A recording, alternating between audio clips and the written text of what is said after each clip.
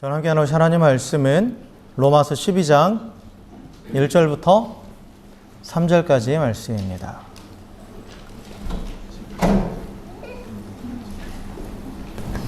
로마서 12장 1절부터 3절의 말씀 한 절씩 교독합니다.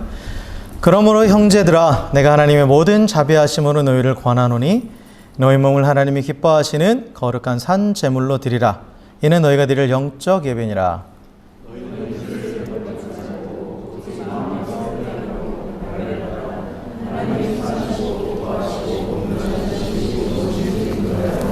함께 읽습니다.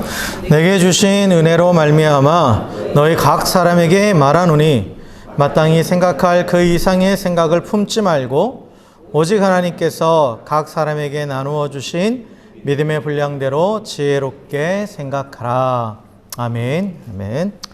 할렐루야. 할렐루야. 네, 우리 옆에 계신 분하고 이렇게 인사하겠으면 좋겠습니다. 주님의 사랑으로 사랑하고 축복합니다. 이렇게 인사합시다. 네. 네. 올해 우리 교회 표어가 너 하나님의 사람아 라고 해서 우리가 한 해 동안 집중적으로 중점적으로 우리가 목표를 가지고 나아갈 게 예수님을 닮아가는 삶, 정말 작은 예수로서 우리가 이 땅을 하나님의 형상을 드러내면서 살아가는 그 삶을 우리가 또 살아가기를 소망하는 것이 또 우리가 중점적으로 보는 건데, 그래서 지난 시간에 그것을 경건을 추구해야 된다라는 말씀을 드렸죠. 경건을 추구해야 된다. 그리고 또 오늘도 그와 연결을 해서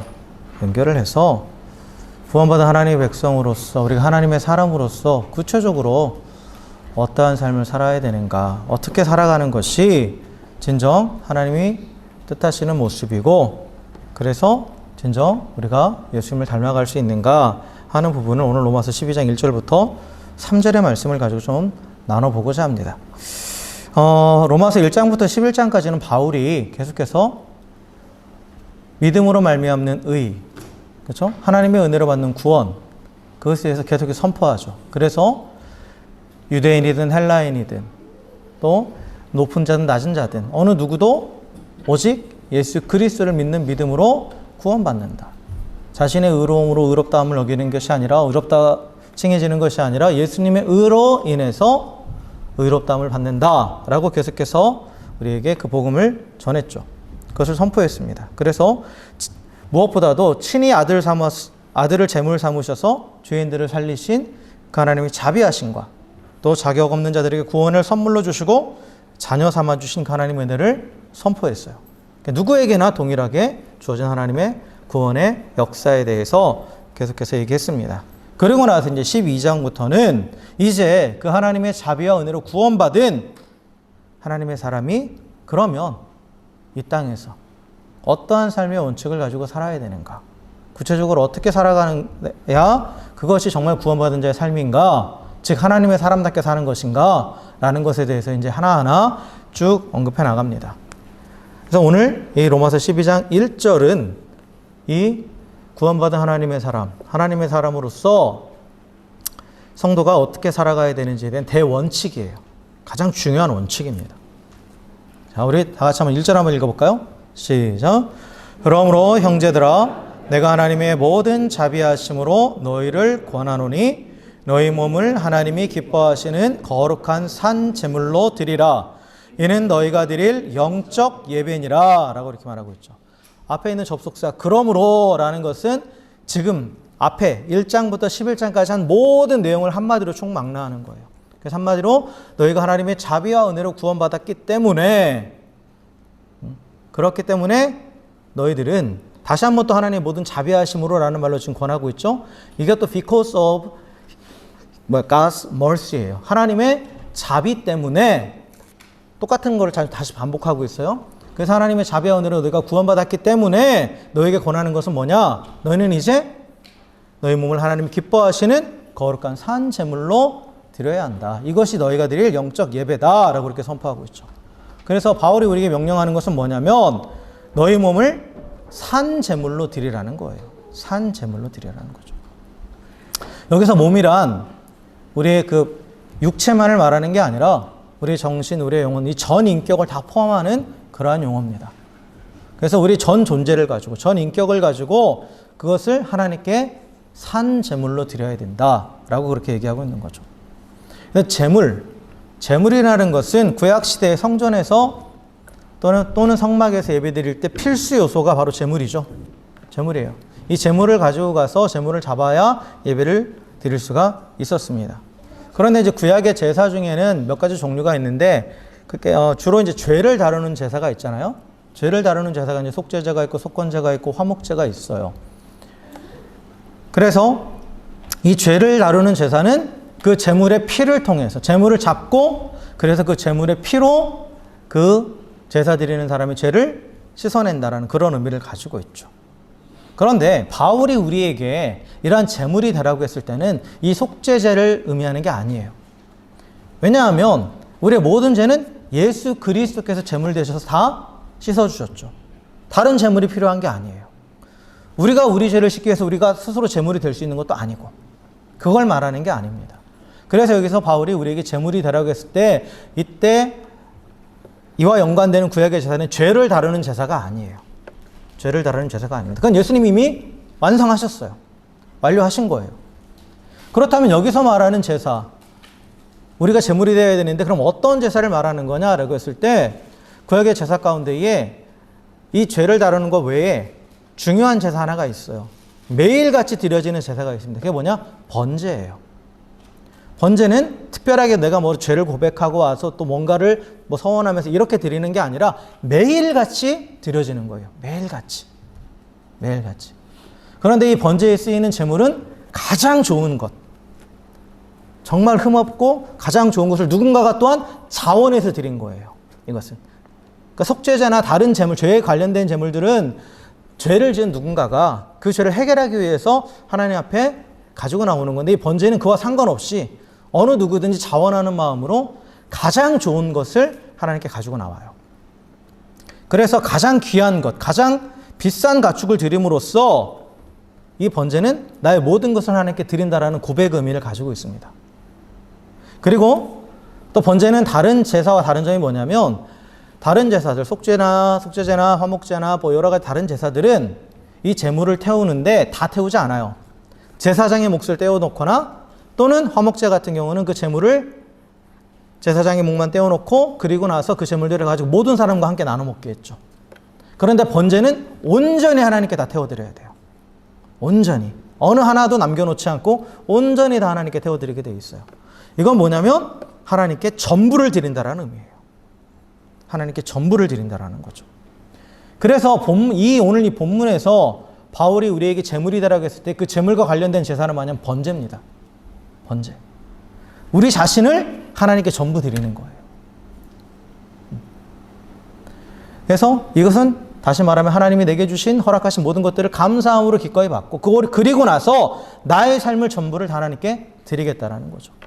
나의 삶을 전부를 드리겠다라는 것은 하나님이 말씀하시는 것에 대해서 무엇이든 순종하겠다라는 거예요. 그러니까 흔히 말하는 헌신, 전적인 헌신이에요. 근데 이 전적인 헌신은, 여러분, 하나님을 향한 헌신은 뭐로 나타나는 거예요? 순종으로 나타나는 겁니다. 하나님이 기뻐하시는 헌신은 뭐예요? 순종이에요. 사무엘상에 보면 사무엘이 사울에게 그 얘기를 하잖아요. 하나님은 재물보다 순종을 더 좋아하신다. 하나님이 기뻐하시는 것을. 그래서 우리가 하나님께 드릴 수 있는 우리 자신의 최고의 것은, 최고를 다해서 드린다라는 것, 헌신한다라는 것은, 다시 말하면 철저하게 그 말씀에 순종하겠다라는 걸 의미합니다. 내가 하나님에서 뭔가 큰일을 하겠다, 이거 아니에요. 무엇을 말씀하시든지 그대로 순종하겠다라는 거예요. 그 순종 안에 하나님께서 요구하시는 뭔가 일도 있는 것이고, 또 내 삶의 자세도 나오는 것이고, 이웃을 사랑하는 것도 나오는 건데, 그게 주가 아니라 하나님의 말씀을 철저하게 순종하는 것, 그게 나의 삶을 다 드리는 거예요. 그래서 이게 결국 내가 제물이 된다라는 것은 하나님께서 내게 말씀하신 건 무엇이든 기꺼이 순종하겠다라는 것. 그리고 여기서 또한 이 제물의 특징을 또 뭐가 앞에 수식어가 붙어 있는 게 뭐냐면 산제물이에요. 살아있는 제물이죠. 그래서 제물은 한번 잡으면 죽으면 끝이에요. 근데 우리가 살아있는 제물로 드려진다는 건 뭐예요? 계속해서 반복적으로 드린다는 거죠. 반복적으로 드리는 거예요. 일반적인 제물은 잡고 한번 잡아서 죽었으면 끝이에요. 그 제물은 다시 못 드려요. 그런데 우리가 살아있다는 건 뭐예요? 계속해서 드린다는 거죠. 계속해서 드린다는 거예요. 그래서 우리 전부를 하나님께 맡기는 삶을 지속적으로 반복해 가는 거예요. 지속적으로. 전적으로 하나님을 순종하는 그 삶을 지속적으로 이어가는 거예요. 예수님이 표현하신 그 말씀과 연결이 되는 겁니다. 누구든지 나를 따르려거든 자기를 부인하고 날마다 자기 십자가를 지는 것. 이와 같은 의미죠. 같은 의미예요. 그래서 계속해서 나의 전부를 하나님께 드리면서 전적인 헌신과 순종하는 삶을 살아가는 것이 이게 하나님의 사람으로서 구원받은 하나님의 사람으로서 마땅히 살아가야 될 삶의 원칙이에요. 그러면서 바울은 이것을 가리켜서 뭐라고 그러느냐? 너희가 드릴 영적 예배라고 말하죠. 영적 예배라고 말해요. 자, 오늘은 이 용어들에 대해서 그리고 사실 우리가 로마서 12장 1절, 2절, 1절, 2절 말씀 다 외우시죠, 대부분. 저만 외우나요? 다 외우시죠. 많이 듣고 하시는 말씀이에요. 근데 여기에 쓰여져 있는 단어들이 가지고 있는 의미들을 하나하나 우리가 좀 살펴보면 이 안에 정말 엄청난 의미들이 담겨 있어요. 그래서 그 부분을 좀 더 자세히 들여다보려고 그래요. 그러니까 좀 집중해서 들으셔야 돼요. 강의 형식으로 갈 수 있어요. 졸리셔가지고 지금 벌써 하품하시는데. 자, 영적 예배다라는 표현이 나오잖아요, 여기. 영어 성경에 보면 근데 여러분 영어 성경의 어떤 번역본을 보면 이 영적 예배를 어떻게 해석해놨냐면 우리가 말하는 것대로 영적 예배는 spiritual, 발음이 너무 안 좋아. spiritual worship이라고 되어 있는 영어 번역본도 있고 또 하나 reasonable service라고 되어 있는 그런 번역이 있어요. 이게 두 가지 의미가 다 맞아요. 그리고 이 두 가지를 한꺼번에 봐야 완전해져요. 자, 우리가 그 영적 예배라고 했을 때, 스피리추얼 워십이라고 했을 때 이 부분은 이제 좀 이따가 다시 한번 다루고 이건 좀 이따 얘기하고 먼저 지금 우리가 생소한 게 뭐냐면 reasonable service예요. 이게 합리적인 예배다라는 거죠. 합당한 예배라는 거예요. 합당한 예배. 합당하다라는 건 뭐예요? 이치에 맞다라는 거예요. 그렇죠? 이치에 맞다라는 거죠. 논리적이고 이치에 맞다라는 얘기예요. 그러니까 다시 말하면 나의 전부를 하나님께 드리면서 하나님을 의지하면서 순종하며 살아가는 그 삶이 하나님 앞에 합당한 예배다. 이치에 맞는 예배다라는 거예요. 그렇게 해석이 되는 거죠. 이게 왜 그러냐면 이게 지금 이게 합당하다, 이치에 맞다라는 것은 그 앞에 뭔가 있는 거예요. 뭐에 맞다라는 거죠. 그 앞에 전제 조건이 있어요. 그래서 나의 전부를 드리는 것이 그 이치에 맞는 거다. 이 말을 설명하기 위해서는 뭐냐면 이 앞에다라는 것, 즉 그러므로가 연결이 되는 거예요. 너희는 하나님의 은혜와 자비로 구원받았기 때문에 너희 몸을 하나님께 거룩한 제물로 드리는 것이 산제물로 드리는 것이 합당하다는 거예요. 이치에 맞다라는 거죠. 하나님의 자비와 은혜를 구원받았다는 건 뭐예요? 하나님이 우리의 구원을 위해서 우리를 구원하시기 위해서 자신의 전부를 주셨잖아요. 자신의 전부를 주셨잖아요. 예수님은 하나님이시죠. 자기를 우리에게 다 주셨어요. 자기를 제물로 우리 바치셨단 말이에요. 우리의 구원을 위해서. 그렇다면 그것으로 인해서 구원받은 너희들은 당연히 우리의 몸을 하나님께 제물로 드리는 것이 어떤 거예요? 이치에 맞는 거죠. 이치에 맞는 거예요. 이게 합당한 거예요. 합당한 거예요. 그래서 나의 전부를 거룩한 산 제물로 드리는 것이 합당한 예배다라고 이렇게 해석이 되는 겁니다. 또 하나, 영적 예배라는 말. 영적 예배라는 말은 우리가 많이 들어왔죠. 많이 들어왔어요. 영적인 예배라는 것은 뭔가 좀 반대되는 개념이 있어요, 사실. 영적인 예배에 반대되는 개념은 형식적인 예배예요. 형식적인 예배. 내용은 없고 알맹이는 없고, 내용과 알맹이 똑같은데, 내용은 없고 껍데기만 남아있는, 알맹이는 없고 껍데기만 남아있는 그런 예배. 형식적으로 드리는 예배. 예배 의식은 있어요. 예배에 또 뭐 제물도 가져와서 드려요. 그런데 뭐가 없어요? 중심이 없는 거예요. 내 중심이 없는 예배. 그와 반대되는 개념이 영적 예배예요. 영적 예배입니다. 근데 영적 예배에 대한 개념을 예수님께서 우리에게 말씀해 주신 게 어디냐면 요한복음 4장 24절입니다. 하나님은 영이시니 예배하는 자가 영과 진리로 예배할지니라. 지니라 라고 이렇게 말씀하셨죠. 영과 진리로 드리는 예배가 영적 예배예요. 영적 예배는 쉽게 표현하면 뭐냐? 온전한 예배라는 거예요. 온전한 예배. 그래서 형식적으로 몸만 와 있거나 뭔가 제물만 드리는 그게 아니라 나의 전부를 드리는 그러한 예배. 그게 영적 예배거든요. 그런데 이 영적 예배를 드리기 위해서, 온전한 예배를 드리기 위해서 가져야 되는 두 가지 조건이 뭐냐? 영과 진리로 예배하는 거예요. 영과 진리. 여기서 진리란 건 뭐냐면 진리는 하나님의 말씀, 복음이에요. 그리고 영은 자신의 전 존재를 가리키는 표현입니다.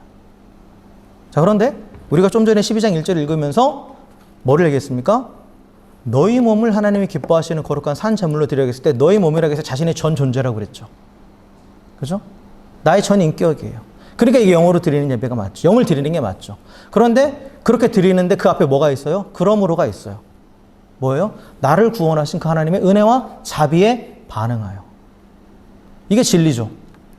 이게 진리고 이게 복음이에요.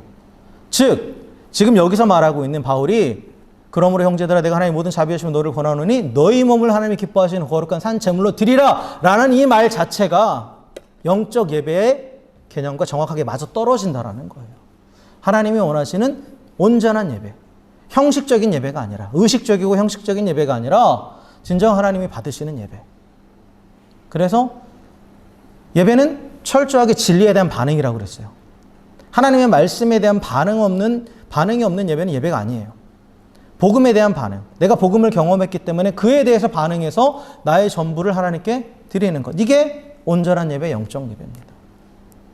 그래서 이 12장 1절 그 문장 자체가 영적 예배라는 그 개념을 설명해 주고 있는 거예요. 그래서 우리가 하나님의 자비와 은혜를 구원받은 자로서 우리를 산 제물로 하나님 앞에 드리는 것. 즉 전적으로 하나님 헌신하면서 하나님께 순종하기로 결단하며 살아가는 그 삶. 그것은 합당한 예배요. 온전한 예배라는 거예요. 그것이. 이치에 맞는 것이고 그리고 또한 하나님 받으시는 예배라는 거죠. 그 얘기를 하고 있는 거예요. 그래서 결론적으로 말씀드리면 하나님의 사람이 이 땅을 살아가는 가장 삶의 대원칙은 뭐냐? 예배자입니다. 하나님을 예배하는 예배자. 하나님의 구원을 경험했고 그 진리를 경험했고 복음을 경험했기 때문에 마땅히 드린다 나를. 그래서 합당한 예배를 드리는 예배자. 그리고 형식으로만이 아닌 정말 그 진리에 반응해서 나의 전부를 드리는, 나의 영을 드리는 그런 영적 예배를 드리는 예배자. 그게 구원받은 하나님의 백성, 하나님의 사람이 이 땅을 살아가야 되는 대원칙이에요. 대원칙입니다. 자, 그렇다면 이제 우리가 하나님이 기뻐하시는 거룩한 산 제물이 되는 것이 결국 나의 삶을 저쪽으로 하나님께 의지하면서 하나님 앞에 순종하며 살아가는 삶이라고 그랬는데 그것을 하나님께 드리는 그게 합당한 예배고 온전한 예배라고 말씀을 드렸는데 영적 예배라고 말씀을 드렸는데 그렇다면 우리가 이 하나님을 전적으로 의지하고 온전히 순종하는 예배자가 되기 위해서는 쉽게 말해서 온전한 순종을 이루기 위해서는 두 가지 요소가 있어야 돼요. 두 가지 요소. 뭐냐면 첫째는 순종하고자 하는 의지가 있어야 되죠. 그렇죠. 순종은 의지가 없으면 못해요. 둘째는 뭐냐? 내가 순종하고자 하는 대상이 무엇을 원하는지 알아야죠. 그렇잖아요. 내 생각대로 하는 건 순종이 아니에요. 그 뜻을 알아야 되는 거예요. 그 뜻을 알아야 그게 온전한 순종이 되는 거지. 내가 하고 싶은 대로 다 해놓고 나는 순종했어. 부부관계에서 그런 경우 많잖아요. 남편이 자기 마음대로 다 해놓고 나 당신에게 헌신했어. 순종했어. 자기 하고 싶은 거 한 거지. 그건 순종한 게 아니죠. 자기 만족을 위해서 한 거죠. 하나님께 순종할 것도 그런 경우도 많죠. 내가 하고 싶은 거 다 해놓고 내 마음대로 해놓고 나 하나님께 순종했어요. 그거는 내 생각에 순종한 거지 하나님께 순종한 게 아니죠. 그래서 순종하려면 이 두 가지가 반드시 있어야 돼요. 하나님께 순종하고자 하는 의지가 있어야 되는 거고 둘째는 하나님 무엇을 원하시는지 알아야 되는 거예요. 그것에 대해서 말씀하고 있는 게 2절의 말씀입니다. 2절 한번 읽어볼까요? 시작. 너희는 이 세대를 본받지 말고 오직 마음을 새롭게 함으로 변화를 받아 하나님의 선하시고 기뻐하시고 온전하신 뜻이 무엇인지 분별하도록 가라 라고 말하고 있죠. 그렇죠? 여기가서 이 두 가지가 다 나오는 거예요. 순종하고자 하는 의지에 대한 부분이 나오고, 그리고 뒤에 보면 분별하도록 하라. 하나님의 뜻을 분별하는 것, 하나님의 뜻을 알아는 이 두 가지가 나오는 거죠. 그럼 여기서 그럼 의지를 말하는 게 뭡니까? 라고 했을 때 이게 앞부분이에요. 이 세대를 본받지 말고 오직 마음을 새롭게 함으로 변화를 받아. 마음을 새롭게 함으로는 중간을 빼시고 이 세대를 본받지 말고 변화를 받는 것. 이게 바로 의지적인 변화를 말하는 거거든요. 여기서 보면 이 세대를 본받지 말라라는 표현. 이 세대를 본받지 말라라는 것은 이 세대의 가치관, 이 시대의 세상의 가치관과 또 세상의 방식을 따르지 말라라는 거예요. 세상의 가치관과 세상의 방식은 한마디로 말하면 불경건입니다. 불경건. 불경건의 뜻이 뭐라고 그랬죠? 경건하지 않은 거죠. 당연히. 근데 경건하지 않은 게 뭐라고 해서 한마디로 표현을 했잖아요. 경건과 불경건의 차이. 경건은 하나님이 있는 거고 불경건은 하나님이 없는 거라고 그랬죠. 그래서 영어로 표현하면 편하다고 그랬죠. 불경건은 godlessness. 그렇죠? 하나님 없음이에요. 세상의 가치관과 세상의 방식은 뭐예요? 하나님이 없어요. 하나님이 없습니다. 하나님을 인정하지 않잖아요. 그러니까 하나님을 의지하지도 않고 순종하지도 않아요. 그리고 자신이 하나님이 되고 또한 우상을 만들어서 그것을 의지해요. 하나님이 아닌. 그리고 내 속에는 좋은 대로, 내 생각에 좋은 대로 행하죠. 그걸 따라가요. 이게 이 세대의 모습이에요. 근데 이걸 본받지 말라라는 거예요. 이걸 본받지 말고 변화라는 거예요. 변화를 받는다는 것은 그와 반대로 가라는 거죠. 이래서 변화다라는 것은. 그래서 이 변화는 뭐예요? 그러면 세상의 변화와 세상의 지금 모습과 반대되는 것. 즉 하나님 없는 세상의 가치관, 하나님 없는 세상의 방식이 아닌 하나님 있는 가치관을 가지고 하나님 방식을 따라가는 그것을 얘기하는 거죠. 이게 바로 하나님께 순종하고자 하는 의지를 말하는 거예요. 하나님께 순종하고자 하는 의지. 그래서 바울이 여기서 말하는 변화는 뭐냐? 하나님을 따르는, 하나님께 순종하고자 하는 의지의 변화를 얘기합니다. 의지의 변화. 그런데 그 의지의 변화가 일어나면 그 뒤에 따라오는 게 뭐예요? 하나님의 선하시고 온전하시고 거룩하신 뜻을 분별하게 된다는 거예요. 여러분 분명히 원인과 결과의 관계를 잘 아셔야 돼요. 우리가 하나님의 뜻을 몰라서 순종하지 못하는 게 아니에요. 의지가 없어서 순종을 못하는 거예요. 하나님의 말씀을 순종하고자 하는 의지가 있으면 하나님의 뜻은 가르쳐 주신다라는 거예요. 알게 하신다라는 거죠. 근데 아무리 하나님의 뜻을 안다 해도 내가 의지가 없으면 순종할 수 없는 거예요. 의지의 영역입니다. 그래서 의지의 변화가 먼저예요. 순종하고자 하는 의지의 변화가 일어날 때 그때 우리가 하나님의 뜻을 분별할 수 있게 된다라는 거죠. 그 얘기를 하는 거예요. 자, 그런데 이제 오늘 말씀의 제목, 그것도 오늘 설교의 가장 핵심인 그러면 어떻게 의지의 변화가 일어나는가? 우리 의지의 변화가 어떻게 일어나는가? 마음을 새롭게 함으로예요. 마음을 새롭게 함으로. 그렇죠. 마음을 새롭게 함으로 변화를 받는다고 얘기했잖아요. 그러니까 변화가 일어나기 위해서는 어떻게 해야 돼요? 마음이 새로워져야 돼요. 마음이 새로워져야 됩니다. 자, 마음. 그럼 마음이 어떤 것이죠? 마음. 마음은 우리 생각이 저장되는 곳이에요. 생각을 품는 곳입니다. 그렇죠? 생각이라는 것은 우리 외부의 자극에 대해서 내가 인식하는 게 생각이죠. 외부적인 자극들에 대해서. 그것들이 모이는 장소가 마음이에요. 그것을 품는 곳이 마음입니다. 그리고 나서 그것들을 안에서 그것들을 가지고 이 마음 안에서 여러 가지 프로세스들이 일어나요. 그래서 또한 그에 따르는 의지적 행동을 내보내는 것이 바로 마음이에요. 그러니까 모든 것의 시작은 마음이죠. 그래서 성경은 뭐라고 말해요? 무릇 지킬 만한 것보다 더욱 너희 마음을 지키라. 생명의 근원이 여기서 난다라고 말하죠. 그렇죠? 마음의 중요성을 계속 강조해요. 그래서 생각이 마음속에 저장되고 그리고 이 마음속에서 여러 가지 프로세스를 거쳐서 행동으로 나타나는 거거든요. 우리 행동으로. 그렇기 때문에 마음이 새롭게 되면 의지가 변화되는 거예요. 의지가 변화되는 겁니다. 자, 그렇다면 이제 마음이 새롭게 된다는 게 어떤 의미일까? 보통은 1절과 2절까지만 해요. 그리고 3절은 뒤에로 묶어요. 4절부터의 은사와 묶습니다. 은사와 묶어서 이렇게 설명을 하는데 제가 이제 이 말씀을 보면서 이 생각에 대한 부분이 나오고 3절에도 생각에 대한 말이 나와요. 그렇죠? 마음의 변화는 생각과 관련돼 있죠. 생각을 품는 곳이니까. 그런데 3절에서는 생각에 대해서 얘기해요. 그래서 이 부분을 한번 연결을 시켜보니까 이게 풀리더라고요. 보통은 이 3절에 나와 있는 내용을 가지고 은사와 연결을 지어서 너희 믿음의 분량대로 섬겨라 이런 식으로 나오는데 사실 해석상에 약간의 차이가 있어요. 차이가 있습니다. 자, 우리 3절 한번 읽어볼까요? 3절 시작.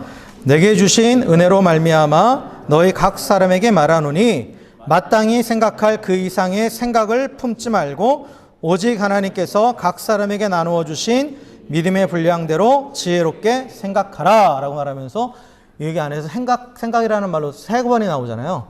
번역되어 있는 게 3번이 나와요. 그러니까 생각과 관련이 되어 있다는 거예요. 생각을 품는 것과 관련이 되어 있어요. 그래서 아까 2절에서 마음은 생각을 품는 것인데 3절에서는 이 생각을 품는 것에 대해서 얘기한단 말이에요. 그러면 2절과 3절을 연결시키면 마음을 새롭게 하는 것이 무엇인지에 대해서 우리가 답을 찾을 수가 있어요. 자, 보면 3절의 앞에 마땅히 생각할 그 이상의 생각을 품지 말라라고 말하죠. 그리고 오직 하나님께서 각 사람에게 나누신 믿음의 분량대로 지혜롭게 생각하라 라고 말하고 있어요. 바울이 명령하는 그거죠. 그래서 마땅히 생각할 그 이상을 생각하지 말라라는 것을 이게 원어적이고 영어 성경을 보면 우리말은 이게 지금 무슨 말인지 좀 사실 이해가 잘 안 돼요. 근데요, 영어 성경에 보면 이게 명쾌해집니다. 발음이 안 좋지만 한번 잘 들어보세요. Don't think you are better than you really are. 이렇게 돼 있어요. 너 자신의 본 모습 이상으로 생각하지 말아라. 더 낮게 생각하지 말아라죠. 이게 소크라테스가 한 말을 표현하면 너 자신을 알라예요. 그죠? 이게 마땅히 생각할 바 이상으로 생각하지 말. 자신에 대한 생각을 본래 나 자신보다 더 높이 생각하지 말라. 이게 다시 표현하면 과대평가하지 말라는 거예요. 나를 과대평가하지 말라는 거죠. 교만하지 말라는 거예요. 교만하지 말라는 겁니다. 그리고 지혜롭게 생각하라 라고 되어 있죠. 지혜롭게 생각하라. 이것도 원래 지혜라는 것이 이 정신이 맑은 상태, 술 취하지 않은 맑은 상태를 표현하거든요. 그래서 이게 정확하게라는 표현이에요. 그리고 지혜롭게 생각하라 해서 정확하게 평가하라라는 뜻입니다. 이게 또 읽어드릴게요. Be honest in your evaluation of yourselves. 이렇게 되어 있어요. 너 자신을 평가하는 데 있어서 정직하라라는 거예요. 같은 의미죠? 마땅히 생각할 그 이상의 생각을 품지 말고 지혜롭게 생각하는 것은 너 자신을 정확하게 보라는 거예요. 너 자신을 정확하게 보라.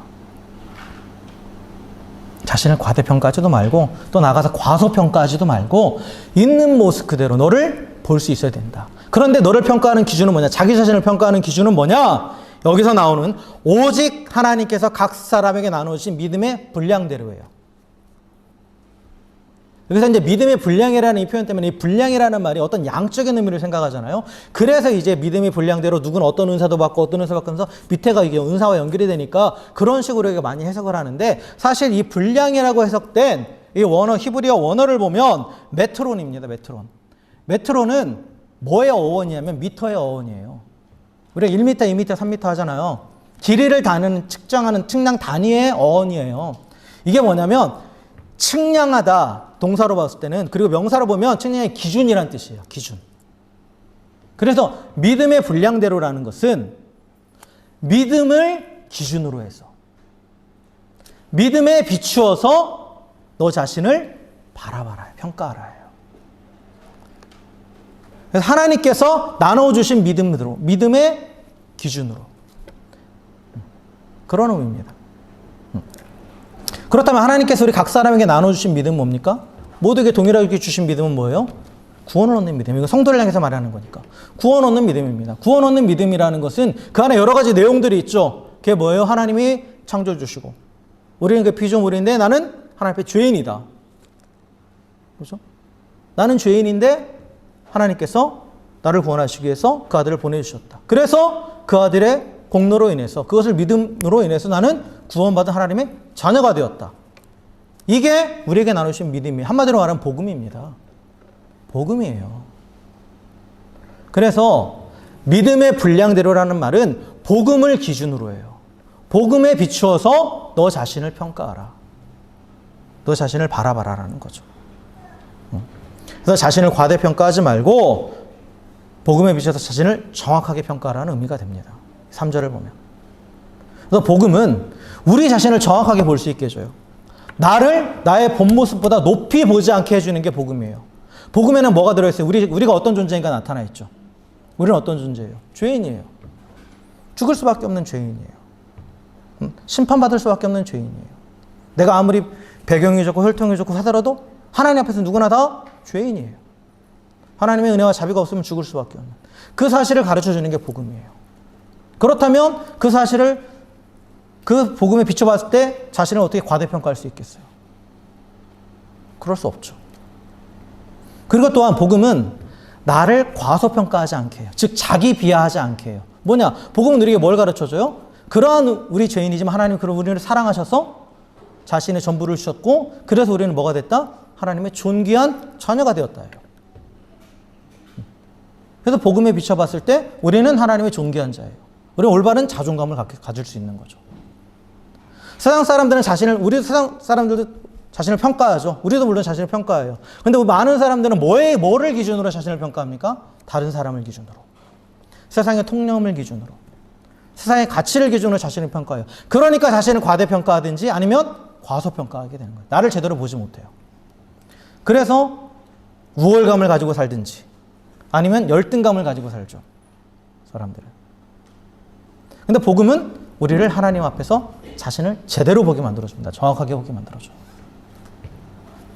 비록 아무 자격 없는 죄인이지만 그러나 하나님이 사랑하시는 존재다.